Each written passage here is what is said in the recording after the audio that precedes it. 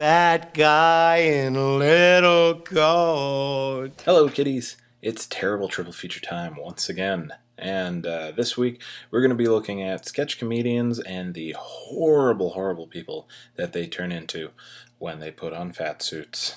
Our menu includes Norbit, Austin Powers, the Spy Who Shagged Me / Austin Powers and Goldmember, and Spawn. Eddie Murphy did a lot of. He was a stand-up comedian, but he also had a fairly impressive run doing sketch comedy work on Saturday Night Live. I know what you're thinking.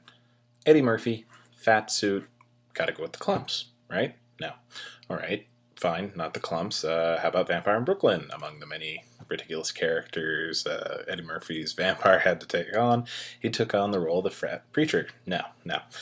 The worst person Eddie Murphy ever turned into when he was wearing a fat suit is actually Respudia from Norbit, which is, if not the worst movie I've ever listed on a triple feature, it is definitely the worst movie I've gone to see because my date wanted to. Norbit, Eddie Murphy plays the titular Norbit, Norbit's Asian adopted father, Hang Ten Wong, and also Respudia, his childhood sweetheart, sorta, / grown-up wife, who is just, every bad fat joke rolled into one, and just it's sort of like if you put Respudia is Miss Piggy on gamma rays. This would be her Hulk, where it's just all the jealousy and horribleness and selfishness all rolled in together in a vaguely effeminate role, because Eddie Murphy really doesn't sound or look like a woman, much in sort of the same way Frank Oz a lot of the times doesn't look or sound like a woman either. It works, because when Frank Oz does it with Miss Piggy, it's a puppet and a pig. Eddie Murphy's Respudia is just awful. Actually, I'm sorry for even putting this on here. Don't see Norbit. Know it exists. Maybe show people at your triple feature party a few clips of it, but just, oh god, that fucking movie. Anyway, Austin Powers.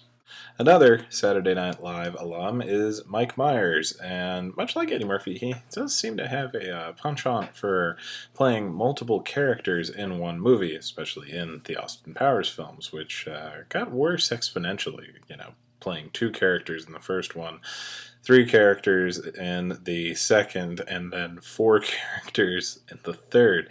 It's a little ridiculous. Fat Bastard, of course, is the character we are concerned with. He is Scottish and just fat and a bastard who thinks he's dead sexy and may or may not actually engage in mild forms of cannibalism. From what I've read, when Mike Myers puts on makeup, it's very difficult to get him out of character. It's a mildly disassociative thing that happens to him, and this was especially bad when he was in the fat bastard garb, because he would just be fat bastard between every take, and that would be funny, for a little while. I would imagine that would get annoying. But whereas Eddie Murphy was playing a woman, this is definitely a man. Both appear to be oversexed, only to the extent that it will be funny and disgusting.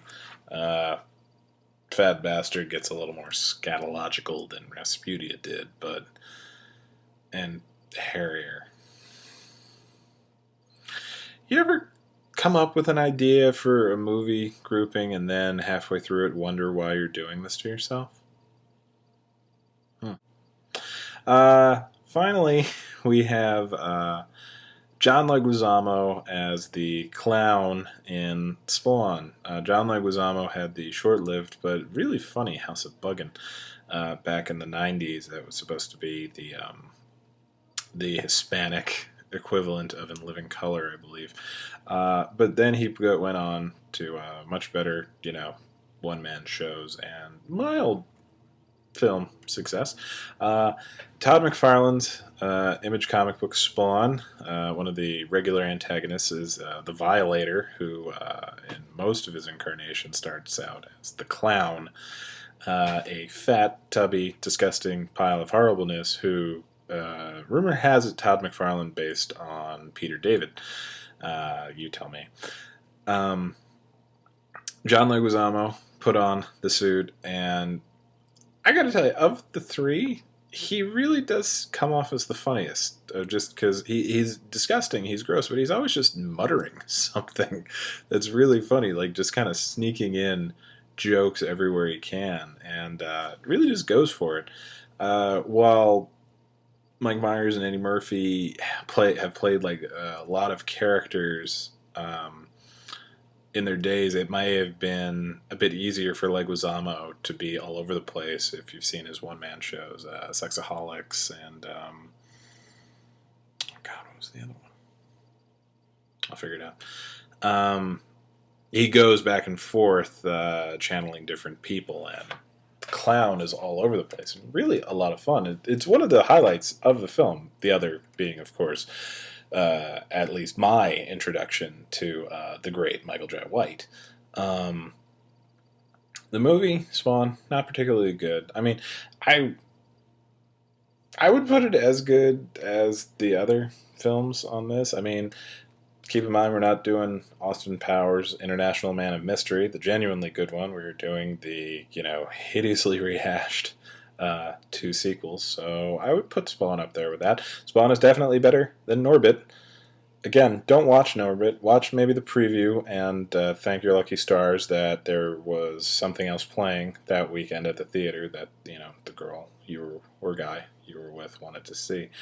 But yeah, every time these people put on fat suits, they really channel their darker, more disgusting things. John Leguizamo was really funny as the Clown, just nothing but disgustingness the whole time. And I mean, on top of the fact that he's painted up like a clown, it's just bad. But check those movies out, and I will see you guys next week.